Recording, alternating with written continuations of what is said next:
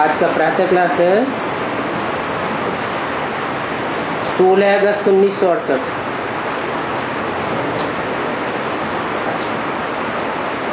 शिव भगवान वाच अपन को आत्मा समझ करके बैठो। शिव भगवान वाच माना ही शिव बाबा समझाते हैं। समझाने वाला कोई देहधारी नहीं है। देहधारी आत्मा उसे कहा जाता है जिसकी बुद्धि देह में धरी हुई हो या जिसकी बुद्धि को देह आकर्षित करती हो, उसको कहा जाता है देहधारी। जिसमें प्रवेश करता है वो देहधारी हो सकता है, परंतु प्रवेश करने वाला वो सुप्रीम रूह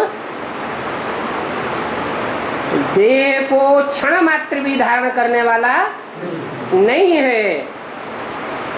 वो बैठ बच्चों को समझाते हैं कि अपन को आत्मा समझ करके बैठो। तो कितना ध्यान देना चाहिए। सुप्रीम रूह बैठ करके हमको समझाते हैं। 63 जन्म तो देहधारी मनुष्य गुरु आत्माएं हमको समझाती रही।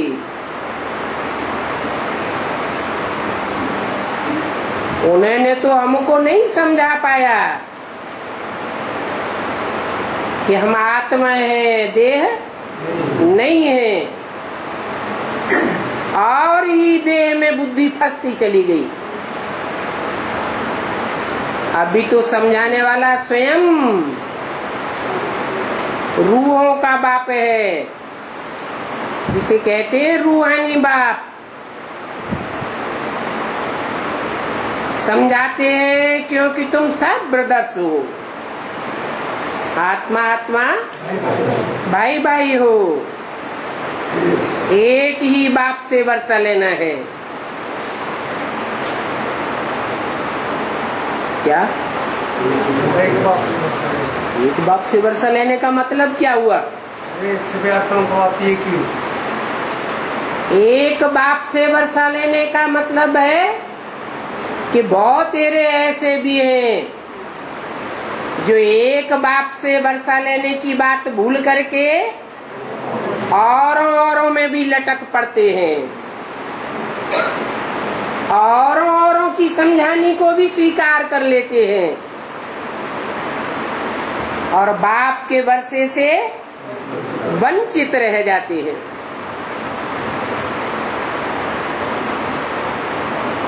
हूबहू जैसे कि कल 5000 वर्ष पहले भी बाप से वर्षा लिया था, ऐसे ही अभी भी एक ही बाप से वर्षा लेना है।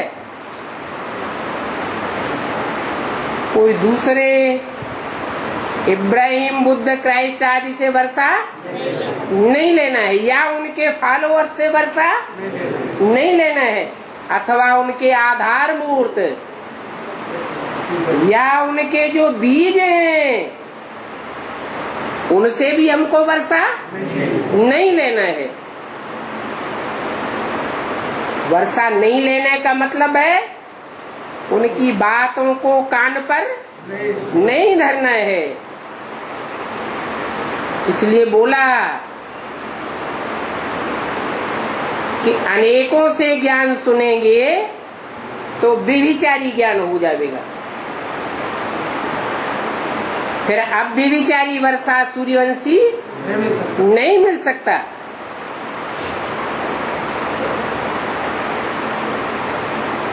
ज्ञान भी व्यभिचारी और अव्यभिचारी होता है।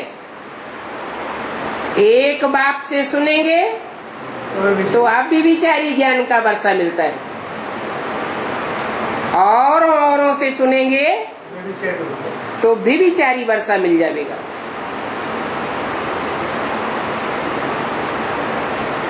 अभी तुम समझते हो कि हम सब आदि सनातन देवी देवताओं की राजधानी में थे।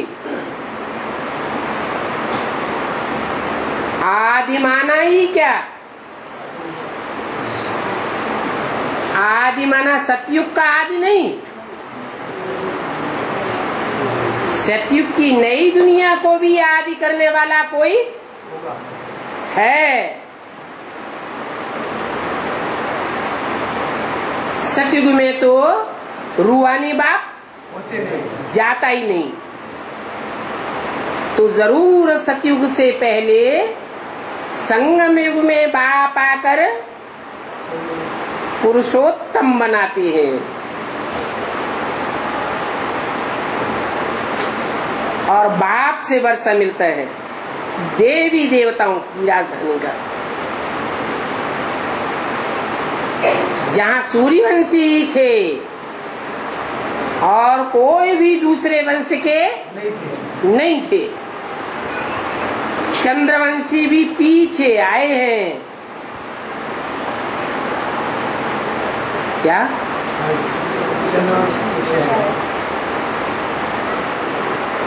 ब्राह्मणों की संगमयुगी दुनिया में भी जब माला का सिलेक्शन होता है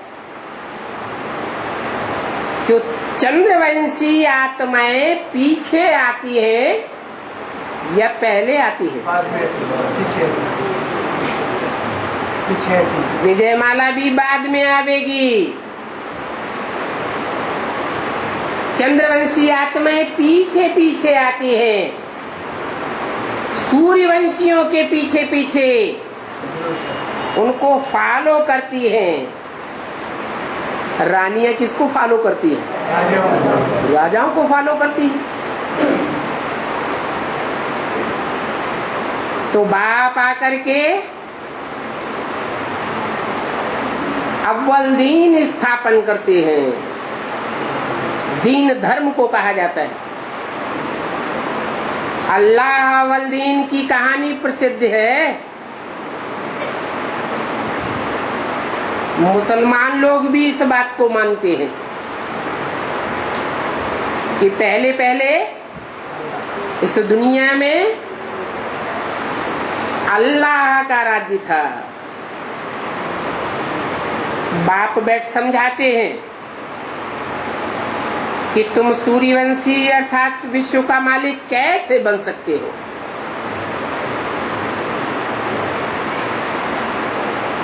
कैसे बन सकते हो?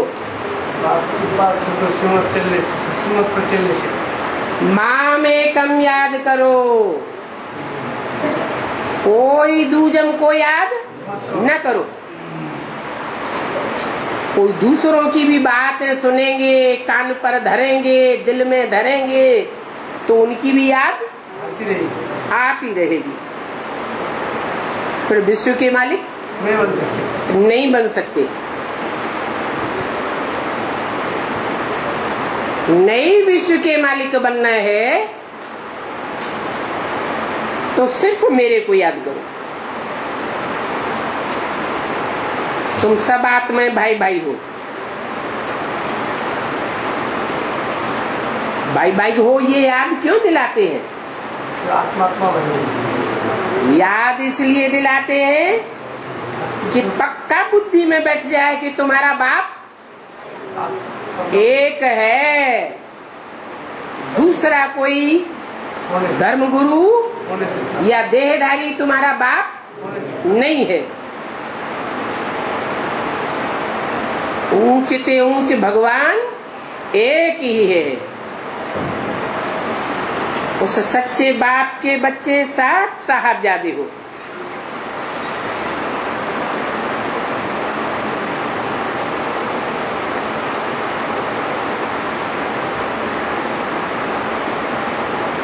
परिवार में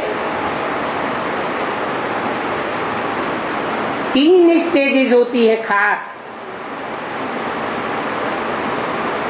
साहब, बीवी और बाकी बच्चे सब गुलाम। रचना क्या हो गई? बाप की।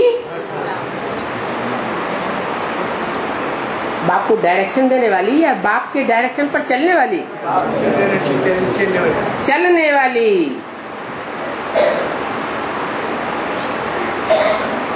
ये बाप बैठ समझाते हैं। क्या? रचना वो जो रचयिता के पूरा ही कंट्रोल में हो। अगर रचना बाप के कंट्रोल में नहीं है तो वो रचना नहीं है।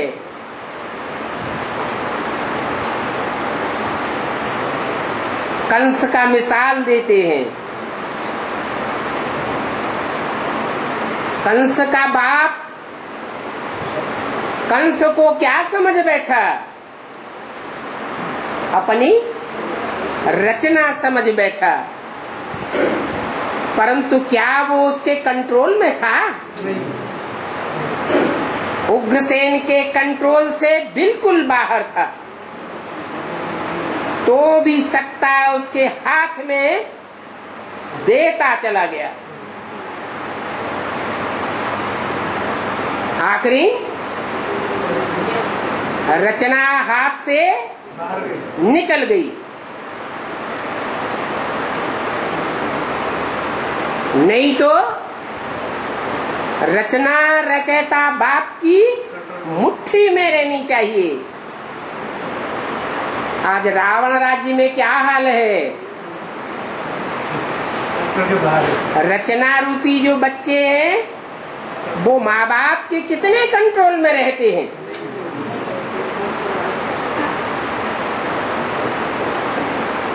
एकदम कंट्रोल से बाहर। होना चाहिए इतना कंट्रोल कि भल बच्चे नौजवान भी हो जाएं तो भी अपने को बाप का गुलाम समझ करके रहें।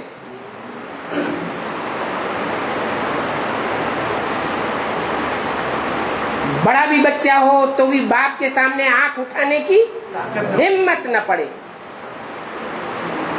उसको कहते हैं आदि सनातन देवी देवता धर्म का फाउंडेशन।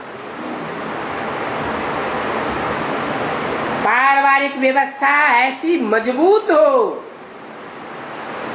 कि धर्म सत्ता राज्य सत्ता पूरे परिवार की एक हाथ में होनी चाहिए।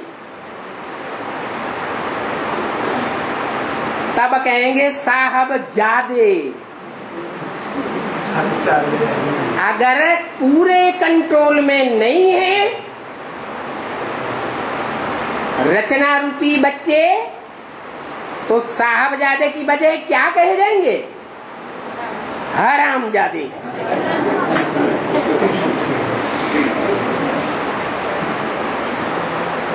ये बातें बाप बैठ समझाते हैं। क्या ये बाप की पहचान है? क्या कि साहबजादे साहबजादियां साहब और बीबी परिवार में उनकी क्या स्टेज होनी चाहिए? ये फाउंडेशन कहाँ डाला गया?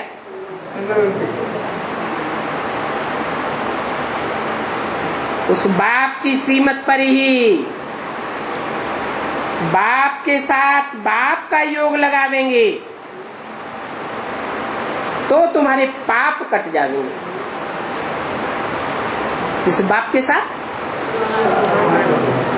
जो ये बातों का क्लैरिफिकेशन देते हैं, समझानी देते हैं। वो एक ही बाप है समझानी देने वाला, और कोई दूसरा बाप इन बातों की असली समझानी नहीं दे सकता। तो उस बाप की याद करने से तुम्हारे सब पाप कट जावेंगे, तो तुम्हारे सब दुख दूर हो जावेंगे। कहाँ? सतयुग में? सतयुग में नहीं, तुम साहबजादे बन जाएंगे 100%, तो तुम्हारे सब दुख दूर हो जाएंगे। इसी दुनिया में, इसी शरीर से। इसलिए मुसलमान समझते हैं इस बात को कि जब दुनिया की कयामत होगी तो खुदा के बंदे बड़े मौज में रहेंगे। कहते भी हैं, मालिक तेरे बंदे हम। तब बंदे वंदना करते हैं, सर झुकाते हैं। अगर सर न झुकावे, श्रीमत पर न चले, अपनी मत चलावे, सर उठाए लेवे, तो वो बंदे नहीं है, वंदना करने वाले नहीं है। कल ग्लानि करने लग पड़ेंगे।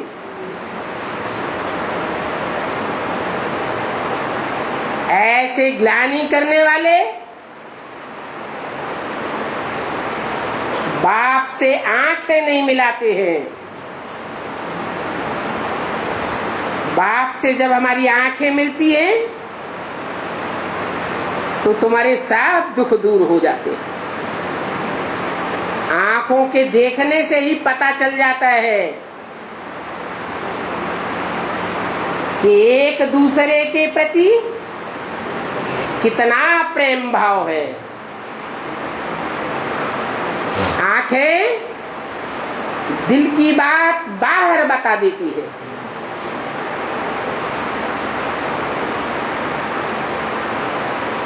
आंखें मिलाने का भी अर्थ समझाते हैं।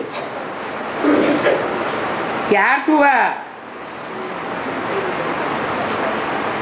आंखों से वाइब्रेशन निकलते हैं। बाप सुख का सागर है, तो कैसे वाइब्रेशन फील होना चाहिए? देखने वालों को बाप की दृष्टि से ही सुख के वाइब्रेशन फील होने चाहिए।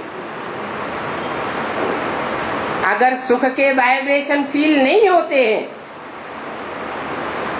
इससे क्या साबित हुआ? जैसी दृष्टि वैसी सृष्टि में बाप का रूप दिखाई देता है। अपने को आत्मा समझ बाप को याद करो। देवान में रह करके बाप को याद करते हैं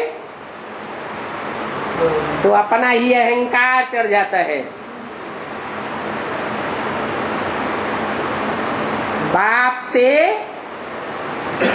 जिसे प्यार पूर्वक आंखें मिलनी चाहिए, वो आंखें मिला ही नहीं सकते। ये है याद की यात्रा। दुनिया में भी ऐसे ही होता है। कोई को घड़ी दो घड़ी प्यार से देख लेंगे तो याद आता रहेगा, या कोई को धिक्कार से देखेंगे तो याद आएगा। कोई एक दूसरे को क्रोध से देखेंगे तो याद आवेगा, या प्यार से देखेंगे तो याद आवेगा। ये दृष्टि का नियम है। लगाव पूर्वक जिसको देखा जाता है वो याद जरूर आता है। इसको योगाग्नि कहा जाता है। क्या? रावण ने भी देखा था। रावण ने भगवान राम को प्यार की दृष्टि से देखा था कि हिकारत की दृष्टि से देखा था, घृणा की दृष्टि से देखा था। तो वो याद स्थायी नहीं हो सकती। मुक्ति तो मिल जाएगी, क्योंकि फिर भी याद तो किया ना।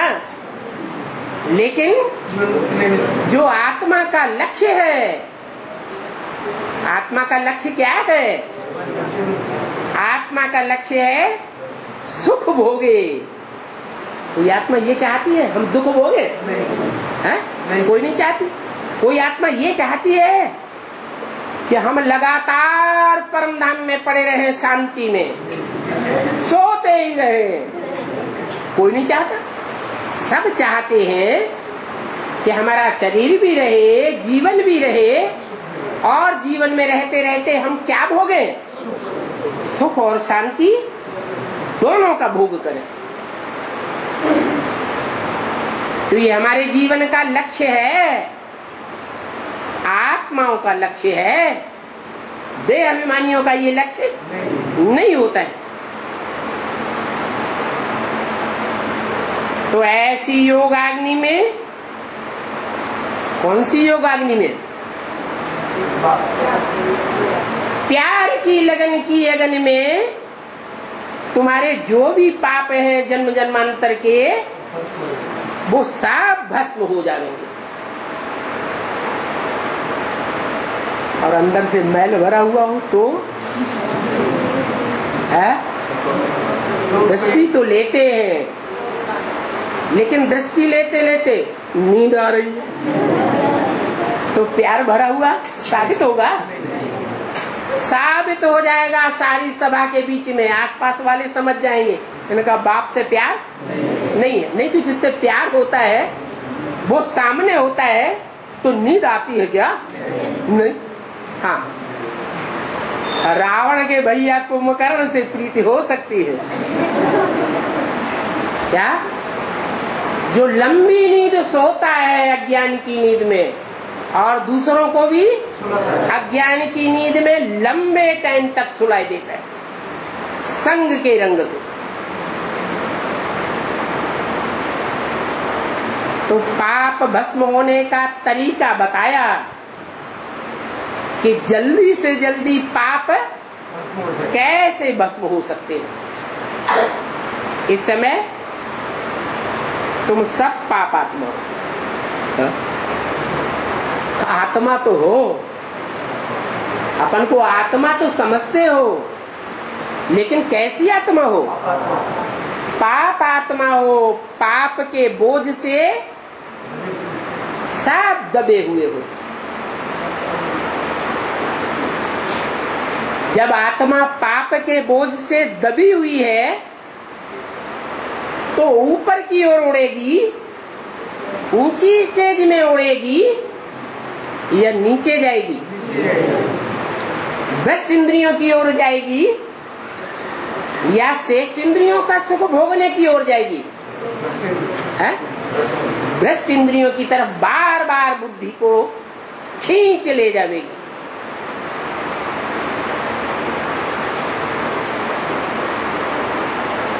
तो तुम सब भ्रष्टाचारी हो गए हो। अभी तुम सब पापात्मा हो और भ्रष्ट आचरण करने वाले, भ्रष्ट इंद्रियों में रमण करने वाले हो गए हो। इसलिए ये दुनिया है ही दुख धाम। भ्रष्ट इंद्रियों से भ्रष्ट कर्म होंगे या श्रेष्ठ कर्म होंगे? भ्रष्ट कर्म करते करते दुख की दुनिया गहरी होती जाती है। अभी भी 70 साल बाप को आए हुए हो गए। बच्चे ज्यादातर दुख की दुनिया में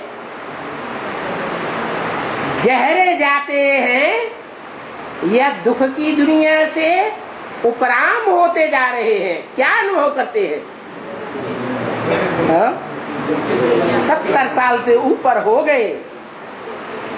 अपने अपने दिल से पूछे कि हमारे मन बुद्धि की स्टेज क्या है? अपन से पहले पूछना चाहिए। दूसरों से प्रश्न बाद में करें, पहले अपन से पूछना चाहिए, दुखधाम वासी हो या सुखधाम वासी हो? नरकवासी हो या स्वर्गवासी हो? क्या जवाब आएगा?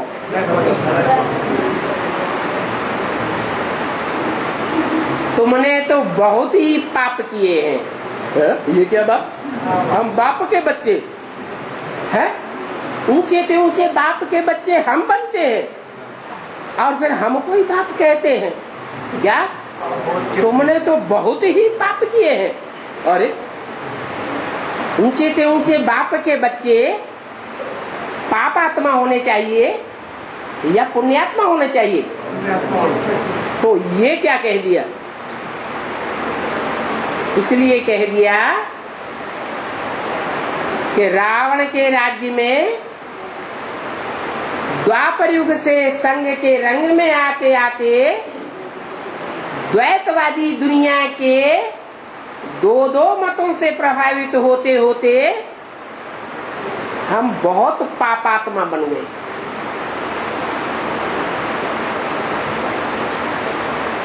कोई बड़े आदमी का बच्चा हो, मान लो महाराजा राजा का बच्चा हो और एक रंक का बच्चा हो, दोनों कुसंगत में फंस जाएं तो ज्यादा कुसंगी ज्यादा पापात्मा कौन सा बनेगा? राजा का बच्चा। तो हम भी ऊंचते ऊंच बाप के बच्चे थे और धर्म की आत्माएं जो है इतने ऊंचे बाप के बच्चे नहीं थे, फिर भी हम भी कुसंग में फंस गए तो बहुत ज्यादा पाप आत्मा बन गए। ये कारण हुआ।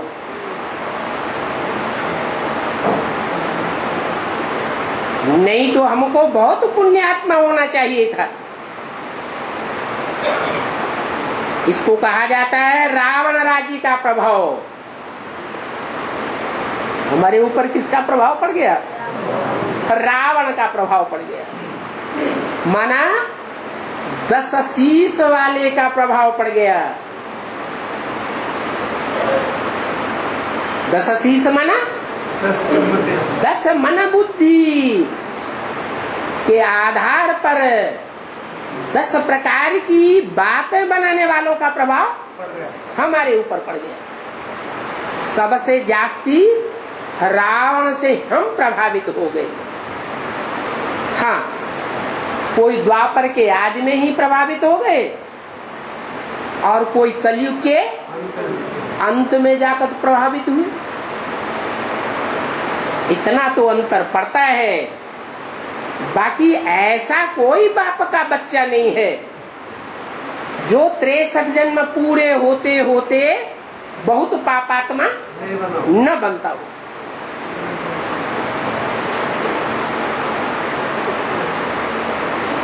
तो इसको कहा जाता है रावण राज्य, जो बरबसी हमको अपने प्रभाव में लेकर के बहुत पापात्मा बनाई देता है। और सतयुग को कहा जाता है राम राज्य, जस्ट अपोजिट। वहां कैसे संग के रंग में आते हैं? एक बाप के नहीं, सतयुग में कहा एक बाप का संग होता है। सतयुग में राम राज्य होता है ना, राम का स्थापन किया हुआ राज्य है, इसलिए राम राज्य कहा जाता है। उस राम राज्य में आसुरी राज्य नहीं होता है। आसुरी धर्मों में कन्वर्ट होने वाली आत्माएं तो हो सकती हैं, लेकिन उनका राज्य नहीं होता है। राज्य किसका होता है? राज्य सूर्यवंशियों का होता है, जो एक बाप से प्रभावित होने वाले होते हैं। तो तुम भी ऐसे समझा सकते हो कि प्रभावित माना प्रजा, अनेकों से प्रभावित होने वाले रावण संप्रदाय, और एक से प्रभावित होने वाले राम संप्रदाय बनते। भले कितने भी बड़े बड़े बैठे हो, उन बड़े बड़े आदमियों से भाषण करते समय तुम्हें प्रभावित होने की दरकार नहीं है। तुमको ऐसी बातें समझाने में कोई हर्जा नहीं है। तुम तो कहते रहते हो कि हम अपनी बात नहीं सुनाते हैं, भगवान बाप सुनाते हैं, वो बात हम आपको सुनाते हैं। वो कहे चला बड़ा भगवान के बातें सुनाने वाला। क्या प्रूफ है तेरे पास कि तू भगवान की बातें सुनाता है? तो बताओ, क्या प्रूफ देंगे? हैं? गीता तो मनुष्यों की लिखी हुई है। भगवान ने गाई, जो गीता दुनिया में मिल रही है वो भगवान ने गाई है। नहीं, संगम पे भगवान ने गाई हुई गीता है। कौन है भगवान? भगवान सामने बैठे हैं। अरे यही तो झगड़ा है। वो कहेंगे तुम्हारा भगवान उवाच, वो कौन है जो ऐसी ऐसी बातें उवाच करता है? तुम्हारा भगवान उवाच नहीं करता है, तुम उवाच करते हो। तुम्हारी गर्दन पकड़नी चाहिए। तो क्या जब अपनी गर्दन कैसे छोड़ाओगे? नहीं पकड़ेंगे, वो तो पकड़ेंगे। तुम झूठ कहते हो भगवान उवाच। नहीं जब मैं इधर क्या दे भाई मेरे भाई राम का, तो उनको बताना, उनको एक बाप से सुनूंगा, आपको आपकी सोचने वो बात अलग। यहाँ सवाल पैदा होता है, तुम जो बार बार कहते हो भगवान कहते हैं, भगवान कहते हैं, हम नहीं कहते, तो वो भगवान कौन है? वो भगवान के बारे में हमें प्रूफ दो। चलो कहाँ चलो? नहीं, सीधा सीधा प्रूफ बताओ कि भगवान बाप आते हैं तो ब्रह्मा के द्वारा नई सृष्टि रचते हैं या नहीं रचते हैं? रचते हैं। प्रूफ है कि सारी दुनिया में इतना बड़ा ब्राह्मणों का परिवार जो ब्रह्मा ने रचा है माउंट आबू में बैठ करके, सारी दुनिया के शहर शहर में और भारत के तो गांव गांव में वो ब्राह्मण परिवार, ब्रह्मा की औलाद, ब्रह्मा कुमारी विद्यालय फैला हुआ है। ये प्रूफ है पक्का कि हम ब्रह्मा की औलाद हैं, और जो ब्रह्मा की औलाद हैं वो ही पक्के ब्राह्मण हैं। बाकी तो आज के ब्राह्मण मांस, शराब, वैश्यावृत्ति, क्या क्या करते पकड़े जाते। हम वास्तव में ब्रह्मा की ओरिजिनल संतान हैं, ब्रह्मा कुमार हैं, ब्राह्मण हैं, और वो ब्राह्मण सारी दुनिया में फैल रहे हैं। तो क्या प्रूफ नहीं है तुम्हारी आंखों के सामने? इतना बड़ा परिवार दुनिया में कोई संस्था है, कोई और ऐसा बड़ा परिवार है जो एक चूल्हे पर रोटी खाने के लिए तैयार हो? नहीं है। ये पक्का प्रूफ है कि भगवान बाप आकर के ब्रह्मा के द्वारा वेदवाणी सुनाए रहे हैं। तो तुम भगवान वाच कहते रहो, कोई झगड़ा करे तो प्रूफ दे दो। शिव भगवान वाच बोलो। क्या? हाँ, ब्रह्मा कोई भगवान नहीं है। ब्रह्मा अगर भगवान होता तो ब्रह्मा की दुनिया में पूजा होती, मंदिर होते, मूर्तियां बनती। उनकी तो मूर्तियां भी नहीं है, मंदिर भी नहीं है, पूजा भी नहीं होती है। हाँ, ब्रह्मा के मुख से उवाच किया, वेदवाणी बिना उवाच किए निकलेगी? उवाच करना पड़े। तो किसने उवाच किया? राम ने उवाच किया, कृष्ण ने उवाच किया, इब्राहिम बुद्ध क्राइस्ट बड़े बड़े ग्रेट फादर्स ने उवाच किया। किसने उवाच किया? राम ने उवाच किया। फिर फंस गए। शिव भगवान उवाच, उस भगवान ने उवाच किया जो सदा शिव कहा जाता है। क्या? एक क्षण भी ऐसा नहीं पकड़ा जाएगा उसके जीवन में जो अकल्याणकारी हो। जो भी करता है कल्याण करता है, जो भी बोलता है कल्याण की बात बोलता है, जहां भी देखता है कल्याण की दृष्टि से देखता है, जहां भी जैसे भी वाइब्रेशन छोड़ेगा, क्रोध का भी वाइब्रेशन छोड़ेगा तो भी कल्याण ही कल्याण भरा हुआ होगा। कल्याण का ही नाम शिव है और सच्चाई से ही कल्याण होता है, झूठ से कभी कल्याण नहीं होता। सत्य को ही शिव कहा जाता है, सत्यम शिवम। और जो सच्चाई है, कल्याणकारी है, वो ही सुंदर है, उसको भगवान कहा जाता है। अंग्रेज लोग भी मानते हैं गॉड इज ट्रुथ, सच्चाई को भगवान कहा जाता है। तो उस शिव भगवान वाच जिसको कहा जाता है, हम सब उसकी संतान है। उसकी संतान है, हम शिव की संतान है। वास्तव में हम ब्रह्मा की भी संतान नहीं है। पक्का अगर कहा जाए तो क्यों? क्योंकि हम तो आत्मा हैं। हम आपस में एक दूसरे को भाई बहन की दृष्टि से भी नहीं देखते।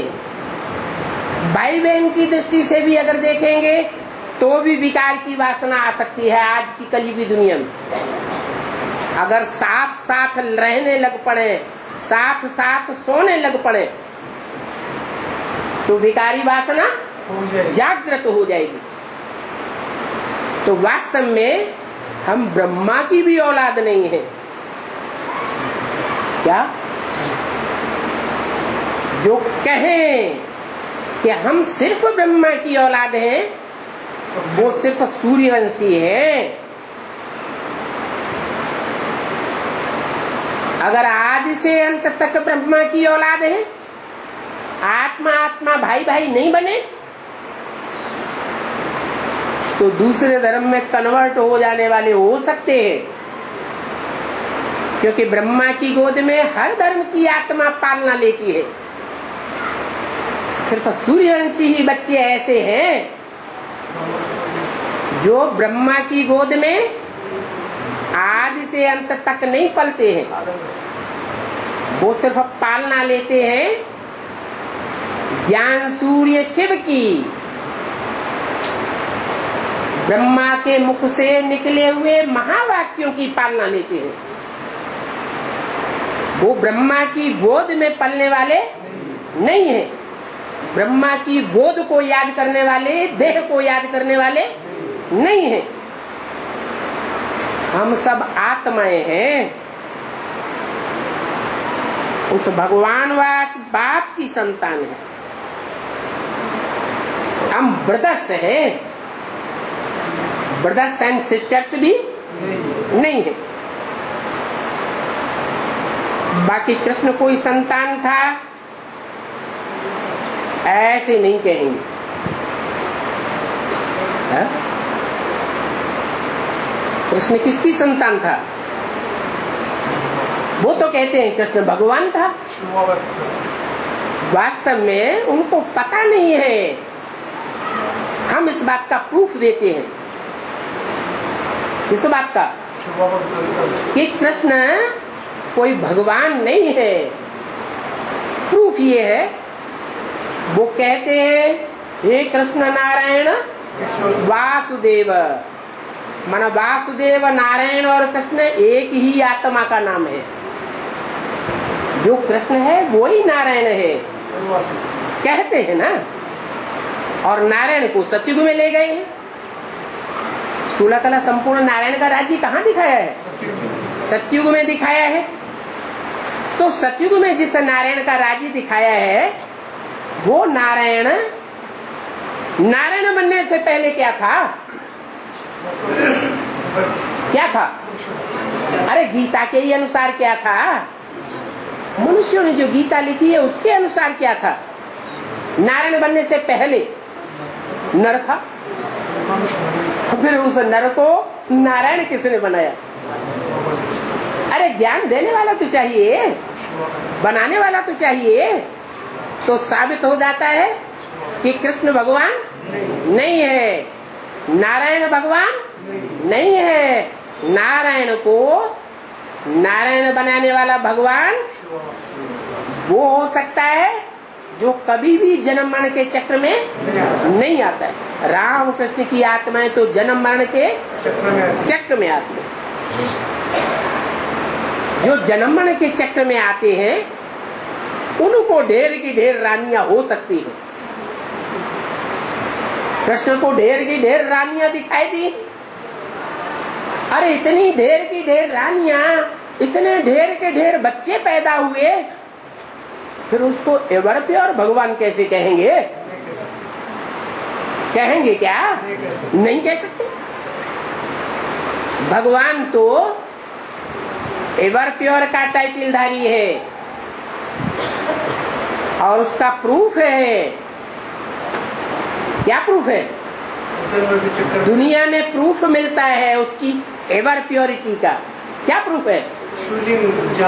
हाँ, सारी दुनिया में शिवलिंग की पूजा देखी गई है। जहाँ जहाँ पुरानी पुरानी खुदाइयाँ हुई हैं जमीन की, वहाँ वहाँ लिंग मूर्तियाँ मिली हैं। उन लिंग मूर्तियों से ही साबित हो जाता है कि कृष्ण की मूर्ति इतनी पूजा प्राप्त करने वाली नहीं है। लिंग मूर्ति बहुत पूजा, सार्वभौम पूजा प्राप्त करने वाली है। तो जो सार्वभौम है वो ही भगवान है। कृष्ण, राम अथवा कोई भी देवता भगवान नहीं हो सकता। देवताएं भोगी होते हैं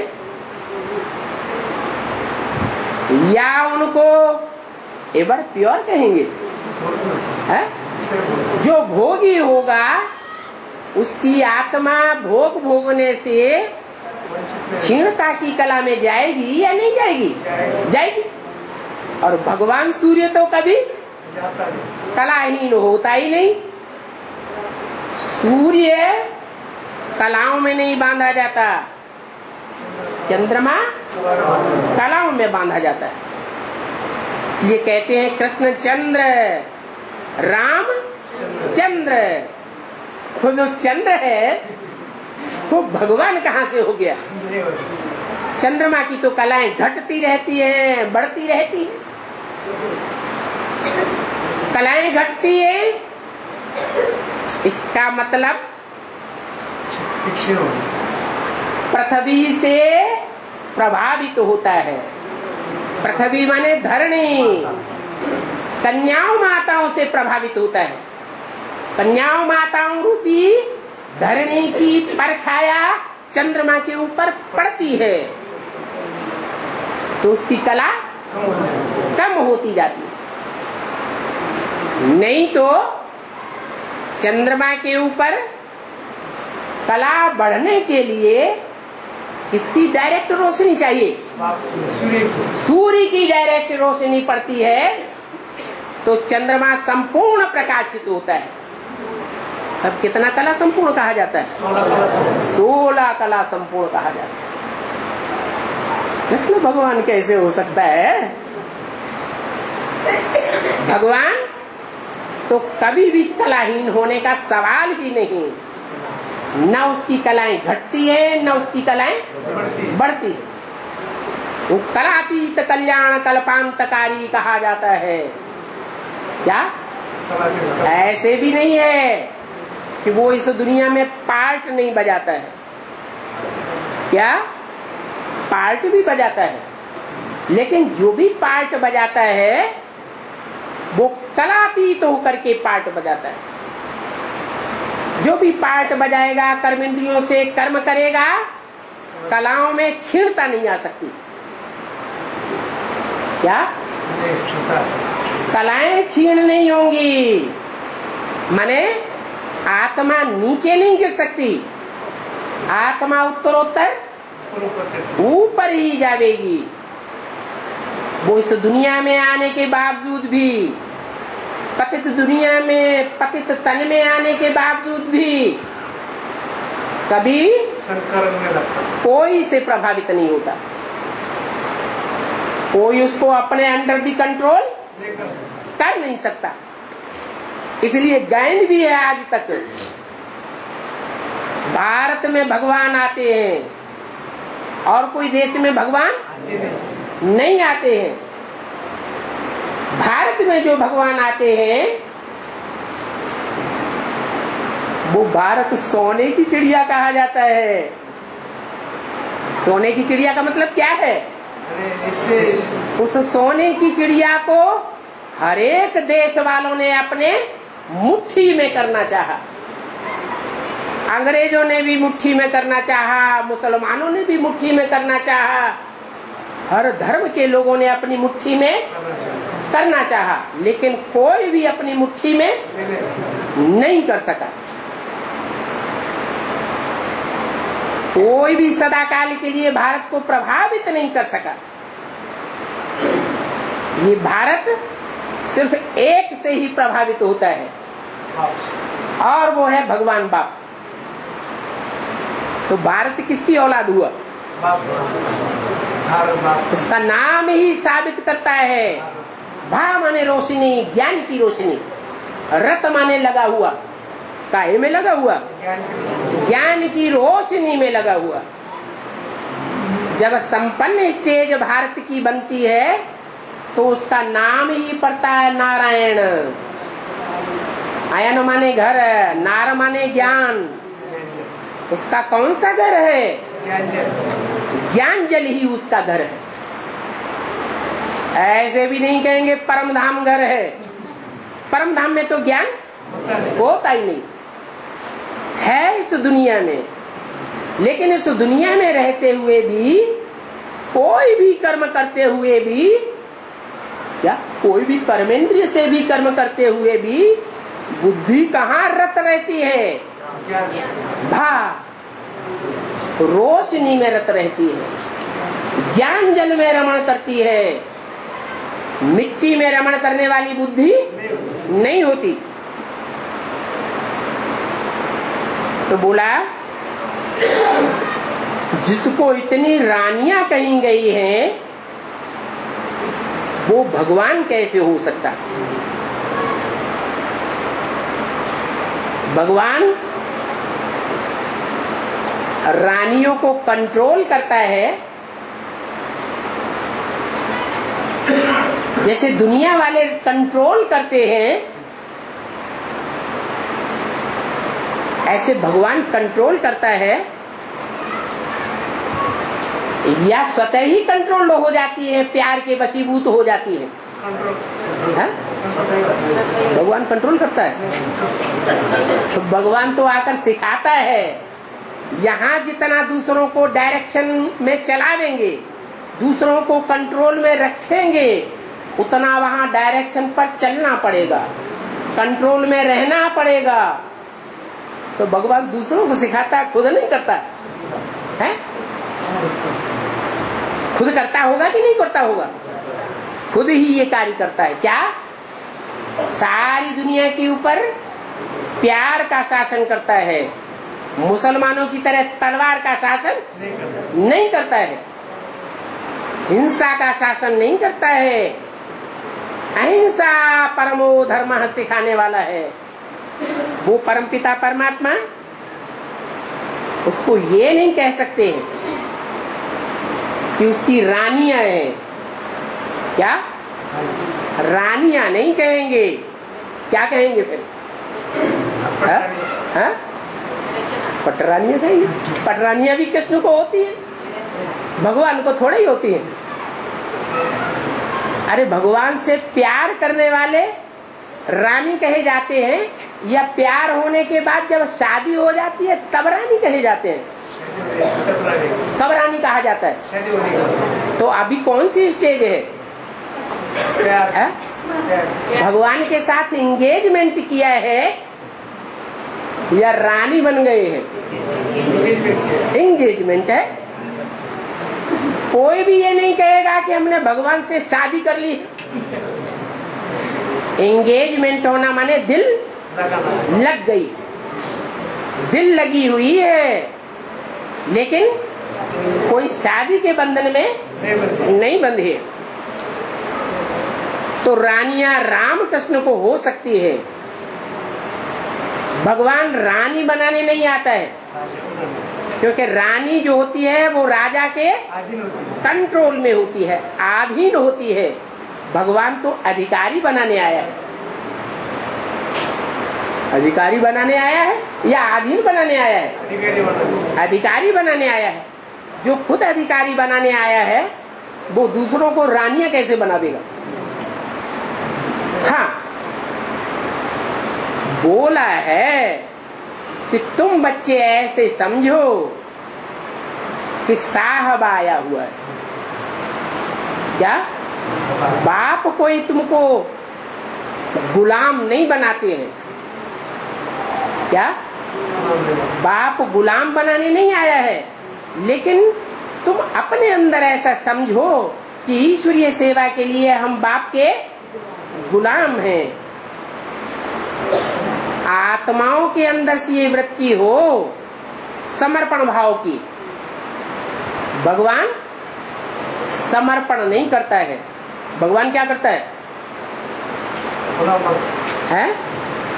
भगवान समर्पण करता है। भगवान अपना बनाता है, क्या करता है?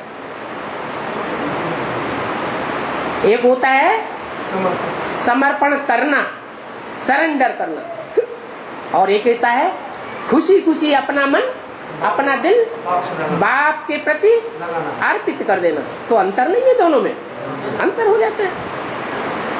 कृष्ण को तो जब स्वयंवर होता है तो उसका नाम ही बदल जाता है।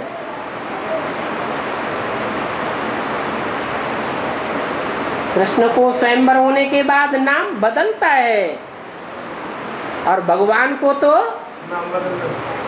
इतनी आत्माएं, इतनी सजनियां अर्पण में करती हैं अपने को, परंतु भगवान का नाम नहीं बदलता। उसका तो एक ही नाम शिव है जो कभी बदलता नहीं, सदा शिव है। उसको कभी अकल्याणकारी नहीं कह सकते। हाँ, ऐसे कहेंगे कि लक्ष्मी नारायण को बच्चे थे, ऐसे नहीं कहेंगे राधा कृष्ण को बच्चे थे। हाँ, राधे कृष्ण स्वयंवर के बाद लक्ष्मी नारायण बनते हैं। कहाँ की बात? संगम युग की बात है, जबकि भगवान बाप आते हैं तो आकर के नर से नारायण बनाते हैं।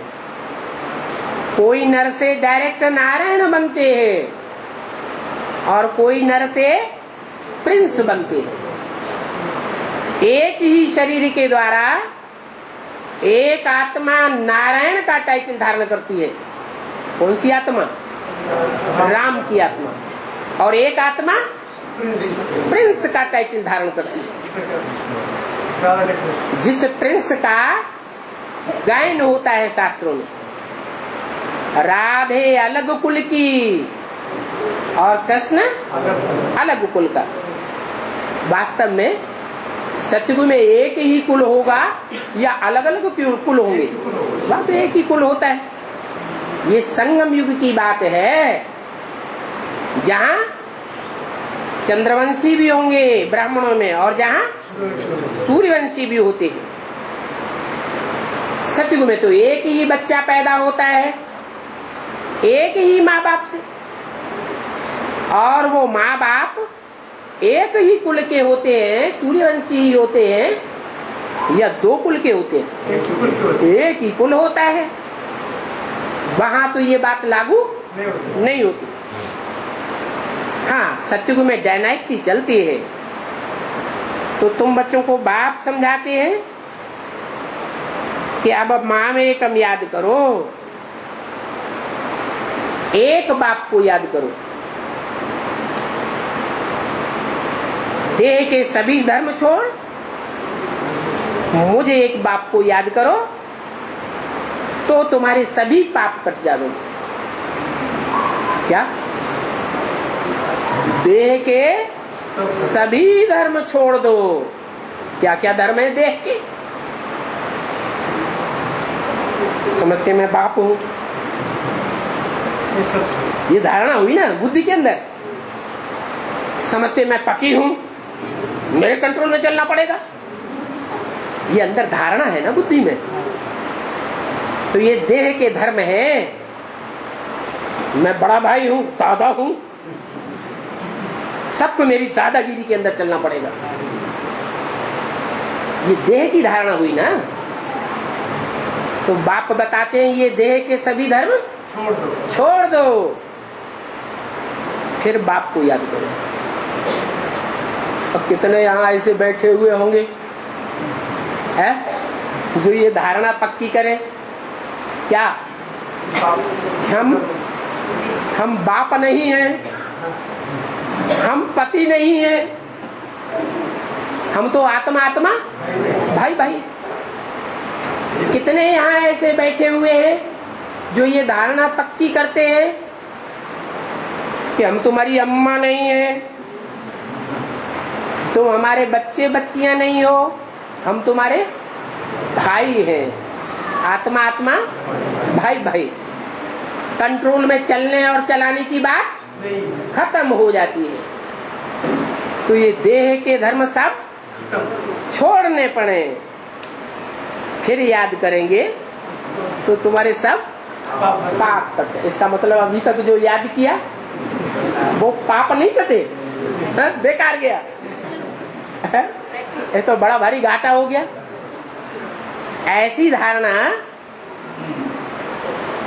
धारणा अभी तक किसने पक्की की है? ब्राह्मणों ने। माने हम ब्राह्मण ही नहीं है, रामबली आत्मा ने धारणा पक्की की है? सब पाप कट गए राम वाली आत्मा के? नहीं। अगर राम वाली आत्मा ने 100% ये धारणा धारण कर ली हो, आत्मा आत्मा भाई भाई, मेरी कोई पत्नी नहीं, मेरा कोई बच्चा नहीं,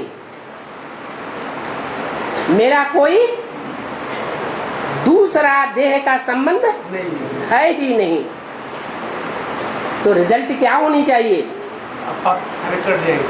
सारे पाप कट जाते हैं, पाप आत्मा टाइटल खत्म हो जाता है। तो राम वाली आत्मा का पाप आत्मा टाइटल खत्म हो जाए तो शिव बाबा प्रवेश करेगा? प्रवेश ही नहीं करेगा। हाँ, जब तुम्हारे सारे पाप कट जाएंगे तो तुम सतो प्रधान बन करके स्वर्ग में चले जाएंगे। आत्मा सतो प्रधान बनेगी और कहाँ अनुभव करेगी? स्व स्थिति में सदैव अनुभव करेगी। स्व स्थिति में सदैव अनुभव करना माना स्वर्ग में जाना। स्वर्ग में जले गई आत्मा, इसका प्रूफ क्या देखने में आवेगा? अपने को भी देखने में आवेगा, दूसरों को भी वो प्रूफ देखने में आवेगा। क्या प्रूफ हो?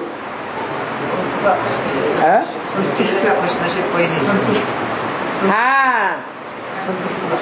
आत्मिक स्थिति में स्थित रहने वाला कभी भी दुखी नहीं हो सकता, सदा सुखी रहेगा। नरक में तो अथाह दुख है, एक दुख खत्म होता है और दूसरा दुख शुरू हो जाता है। दो दुख खत्म होते हैं और चार दुख शुरू हो जाते हैं। वहां स्वर्ग में तो दुख का नाम निशान नहीं रहेगा। क्या नाम से नहीं। उसको कहेंगे पुण्यात्मा देवता, कि पुण्य ही पुण्य है। जिन पुण्यों को 21 जन्म तक उस आत्मा को भोगना है, पाप का नाम निशान उस आत्मा में नहीं है।